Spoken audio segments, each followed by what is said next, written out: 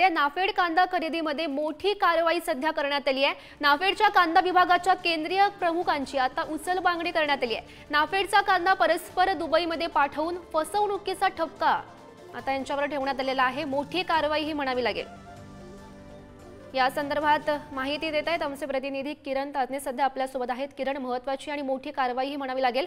नाफेडच्या कांदा विभागाच्या केंद्रीय प्रमुखांची आता उचलबांगडी झाल्याचं समोर येत आहे। गौरी, अगदी खरं आहे। आपल्याला माहिती आहे की गेल्या काही दिवसांपासून नाफेड आणि एनसीसीएफच्या गैरव्यवहाराच्या संदर्भामध्ये केंद्रीय मंत्रालयातील 4 प्रमुख अधिकारी नाशिक दौऱ्यावर होते। गेल्या 3 ते 4 दिवसांपासून त्यांनी विविध ठिकाणी या सगळ्या दरम्यान भेटीगाठी घेतल्या, चौकशी केली। विशेष म्हणजे एफपीओचे असतील किंवा शेतकऱ्यांचे प्रतिनिधी यांच्याशी देखील या चौकशी समितीने भेट घेतली, त्यांचे देखील म्हणणं ऐकून घेतलेलं आहे। आणि त्यानंतर आता तडकाफडकी जे कांदा विभागाचे प्रमुख आहेत सुनील कुमार यांची उचलबांगडी करण्यात आलेली आहे।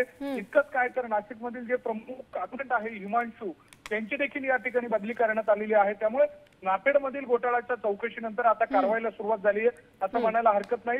आणि या सगळ्या दरम्यान जर बघितलं तर नाफेड आणि एनसीसीएफचे गोदामे एकच दाखवून एकमेकांची खरेदी देखील एकत्र दाखवून केंद्र सरकारला कोट्यवधी रुपयांचा चुना या सगळ्या अधिकाऱ्यांनी लावल्याचा संशय होता। आणि त्या सगळ्या दरम्यान ही कारवाई झाली, त्यामुळे मोठी कारवाई मानली जाते। येत्या काळामध्ये नेमकी पुढील कोणती कारवाई केंद्र सरकारच्या माध्यमातून केली जाईल हे बघणं महत्त्वाचं असेल। नक्कीच किरण, मोठी कारवाई केल्याचं पाहायला मिळत आहे। धन्यवाद दिलेल्या सविस्तर माहितीसाठी।